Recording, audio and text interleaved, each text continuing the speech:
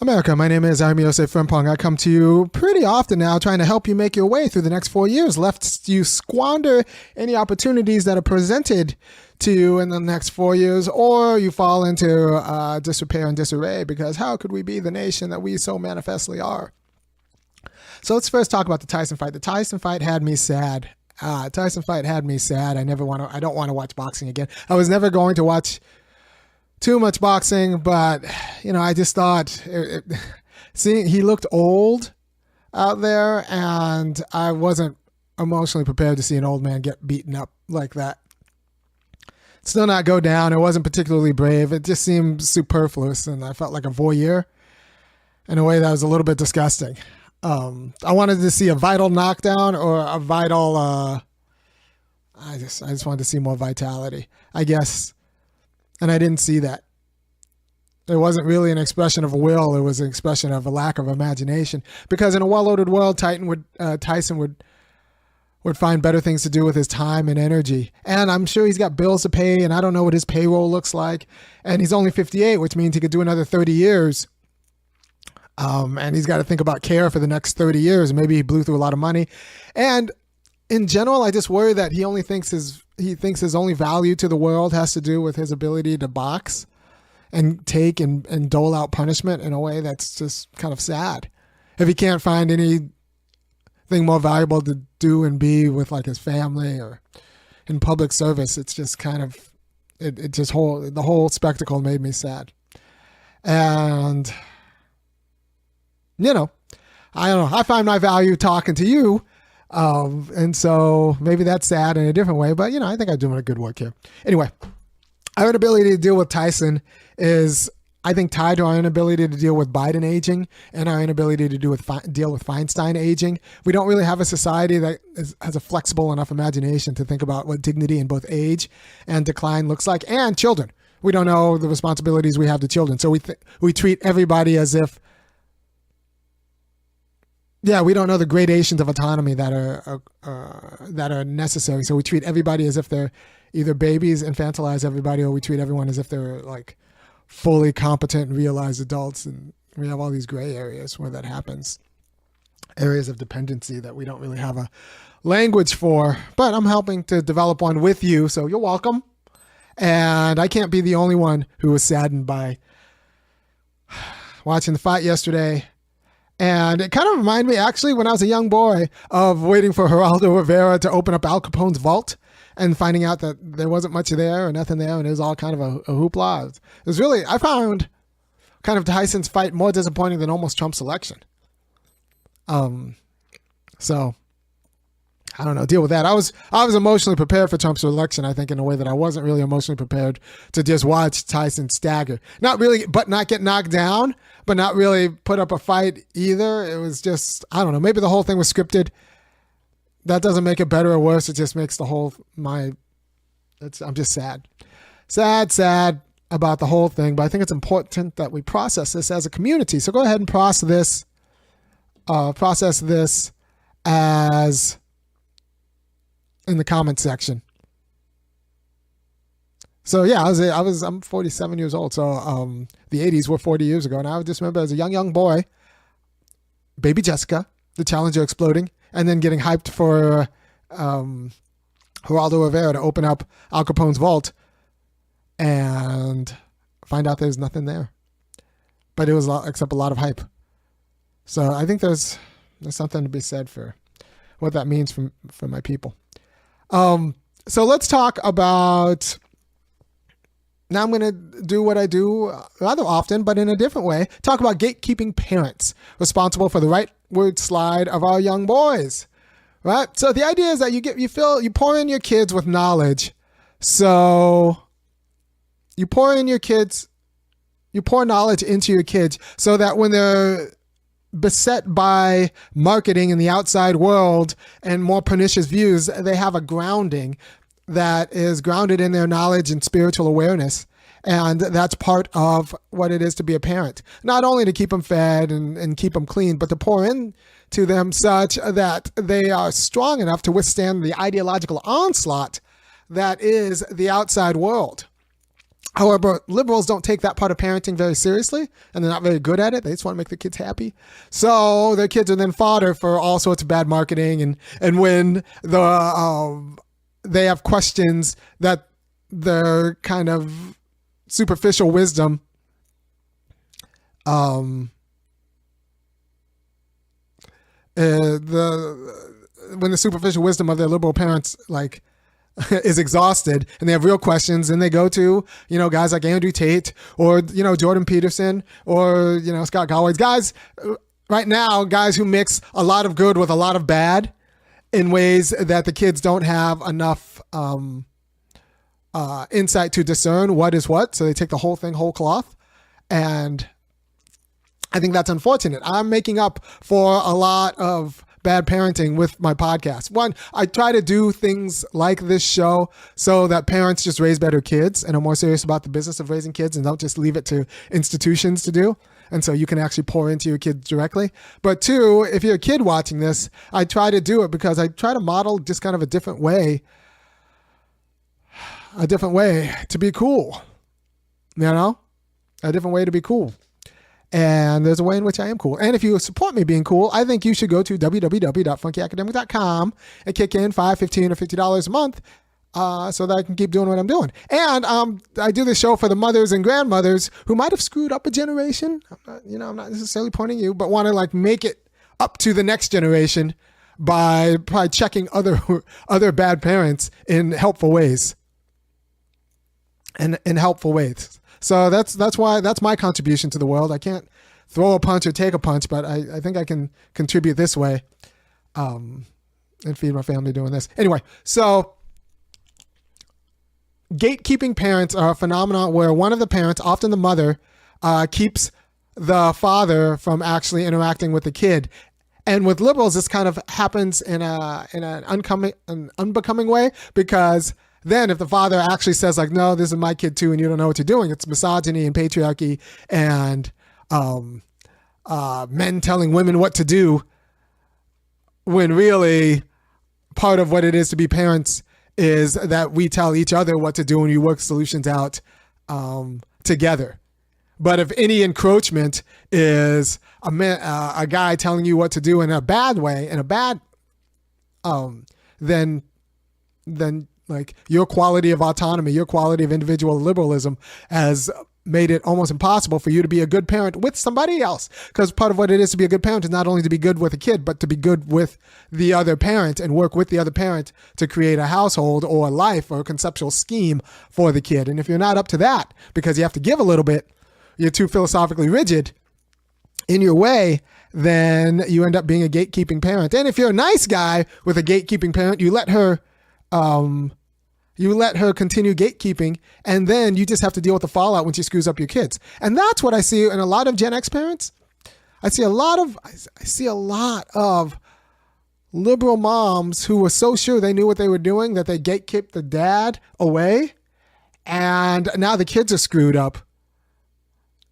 And in black families, this gets a little bit more complicated, because you have a black guy who, because for a variety of reasons they're a black guy, don't bring that much money to the table. So then you have a lot of mothers who think, why am I listening to this broke Negro tell me how to live my life with respect to my kid? And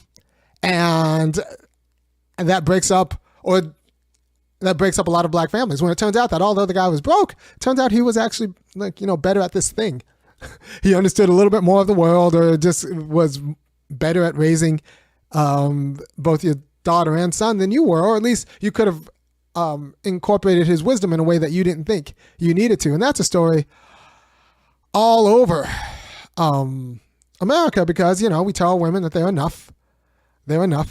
And that means if you're enough, nobody should tell you how to raise your kid, even if that kid is also somebody else's. And so gatekeeping parents, if you Google gatekeeping parents, you'll find out that there's a study, gatekeeping parents. There's a study put out by, the World Organization.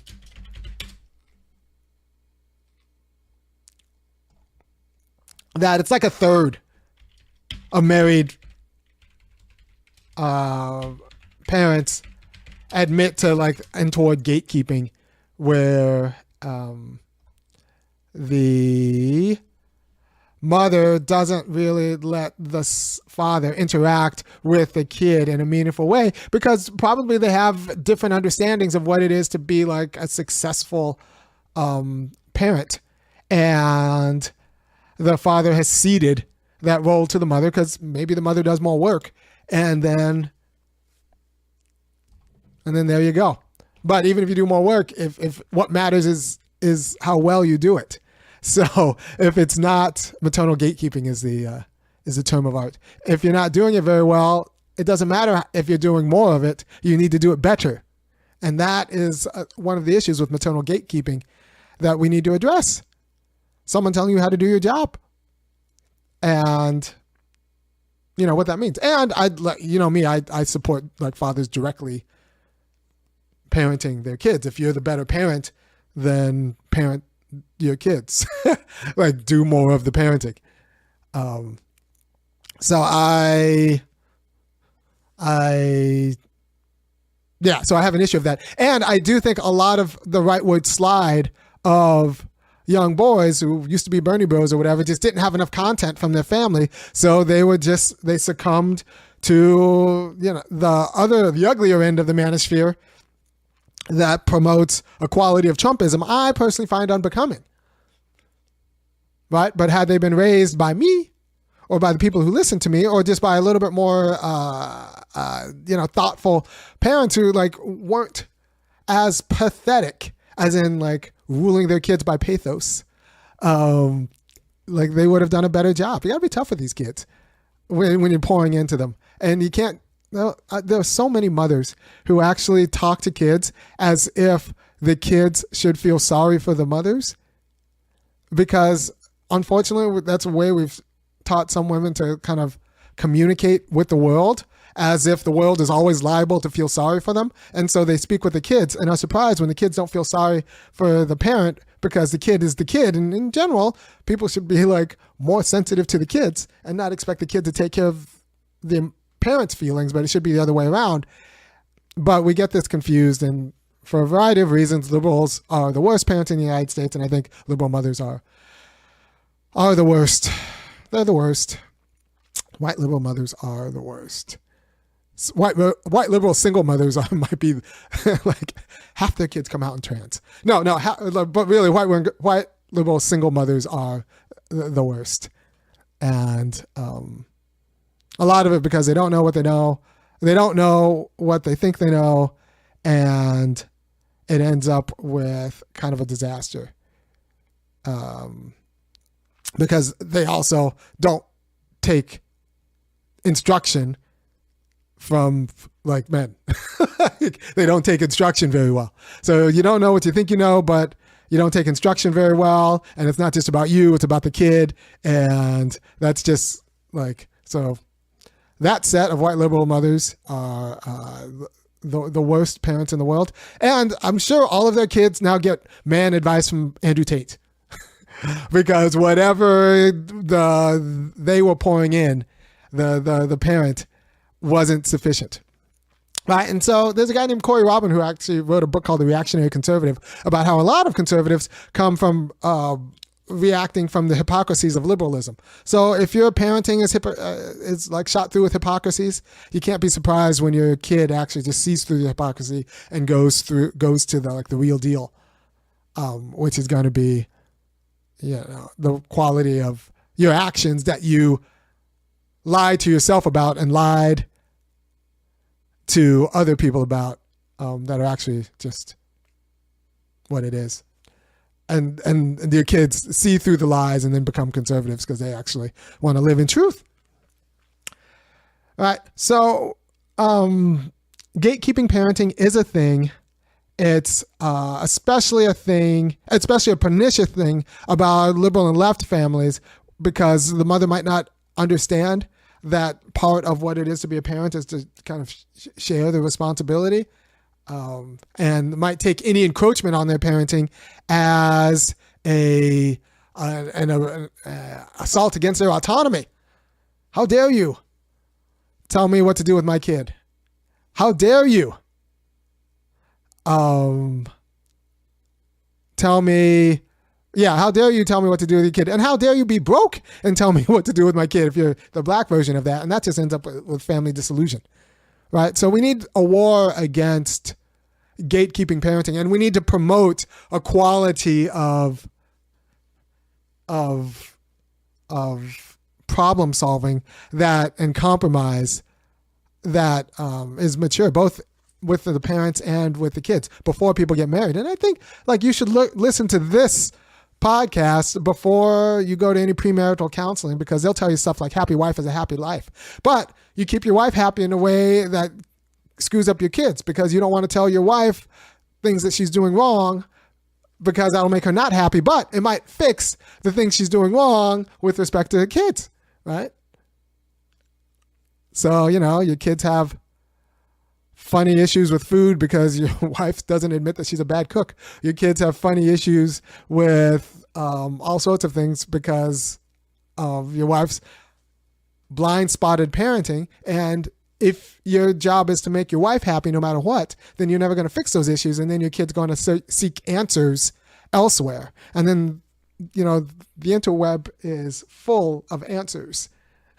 In this dark space, it's full of answers, and then you end up with a kid that you don't like and isn't particularly good for society. And I want you to stave that off, right? And I want you to stave that off. So it feels like we're waiting on the women in the community to begin the work. Am I the only one that feels that way? Well, so there's a way in which this is an epistemological problem. So epistemology is the study of knowledge and what we can know, and also how society affects what we can know. So there's a way in which nothing I can say to some of these women will actually be taken up by them as knowledge, because I am not socially positioned to say it. So I need the women in this chat to tell their sisters and that all of the things I'm saying, because guys literally can't say it in a way that will be taken up as legitimate. So this is kind of the social position of knowledge and how epistemology works in societies. You need to be of a certain social position in order to make statements that are taken as knowledge,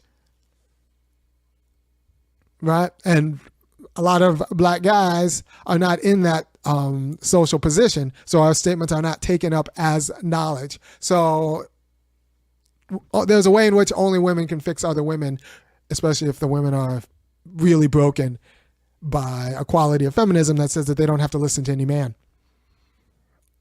And hold on. So counselors and therapists push that crap of happy wife, happy life. That's a ridiculous no, because what if your wife's wrong? And what if she's wrong with respect to your kids? She's not going to be happy when you correct her. And happy wife could just be like an abusive childhood. The things that make her happy are the things that are setting your children up for a very confusing life. And then they'll find that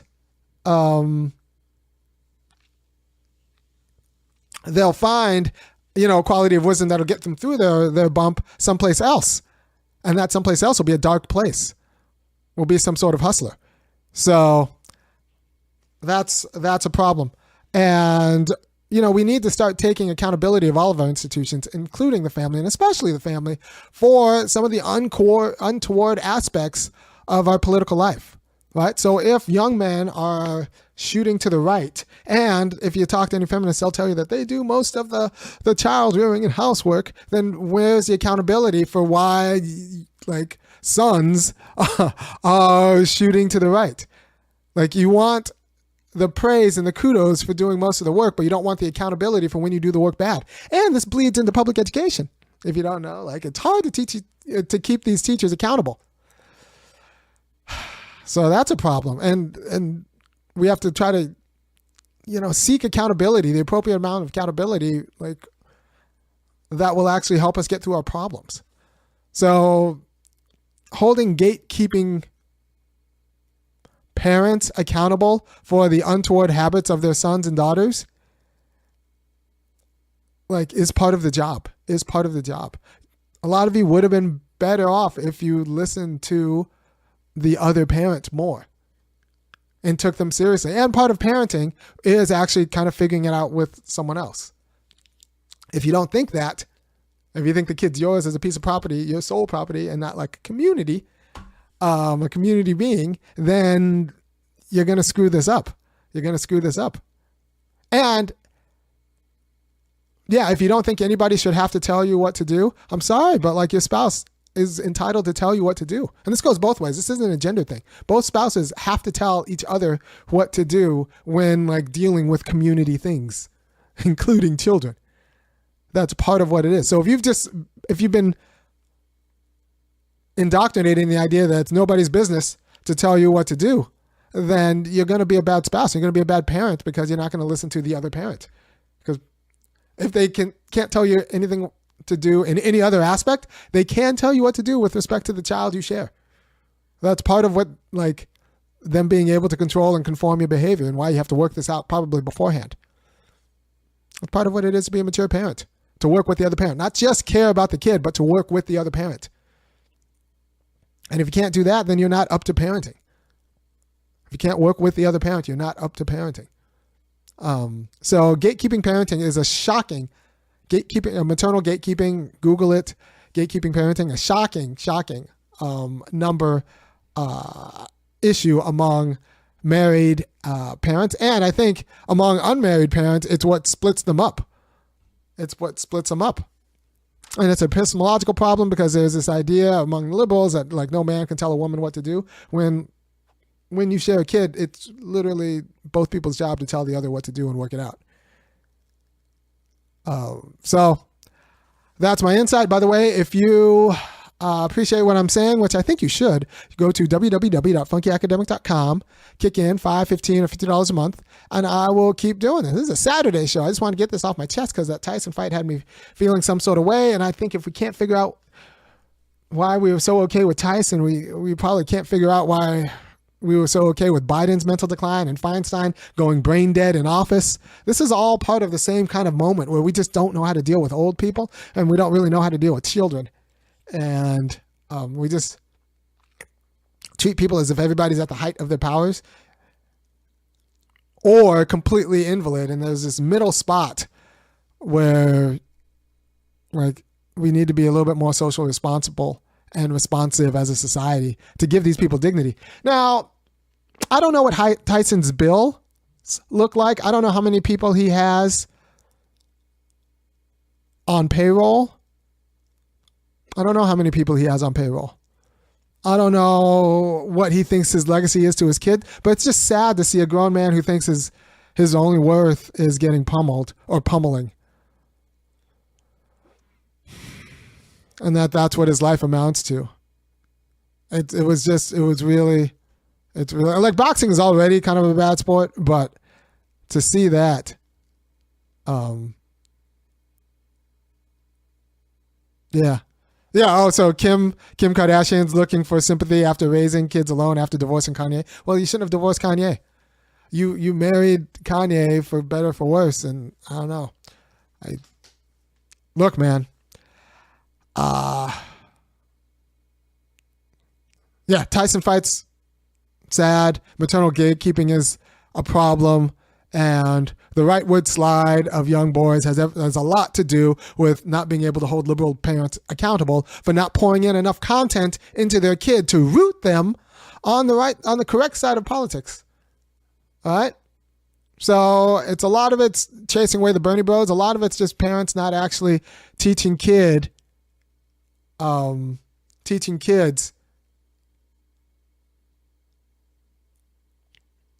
how to like be dignified but not be jerks, and which is a skill, and it takes a quality of knowledge that apparently a lot of liberal women don't have. So they end up going online and finding guys who teach them both good and bad, and ends up in a way that ends up with them being jerks. All right. Thank you for your time. If you appreciate what I'm doing, go to www.funkyacademic.com. If you take anything from this, just take that. You are not enough, single parent. You are not enough. You think you're enough. You've been told you're enough because maybe you have enough money or something. That you are not enough. I don't know if people have told you this. A lot of people don't tell single mothers this. You are not enough, or would-be single mothers. You are not enough. You were never enough. You convinced yourself you're enough. That's because you don't know enough, but you are not enough. You are not enough. You need help, and you need wisdom from other people. And I'm a smart guy, and I need help, and I need wisdom from other people. I would never, ever, ever divorce my wife and deprive my kids of their mother and the other parent. And I'm a very good parent. But like, I'm humble enough to know that I'm not enough, and my kids deserve the unity of unity of a household, and not parallel parenting, which is, I think, a farce, and for a variety of different reasons. So thank you for your time, and I will see you probably on Monday talking about something completely different. Peace.